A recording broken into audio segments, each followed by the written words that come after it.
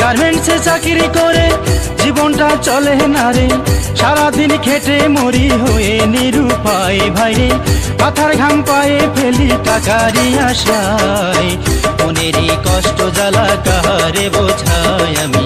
মনেরই কষ্ট জ্বালা কাহারে বোঝাই, মনেরই কষ্ট জ্বালা কাহারে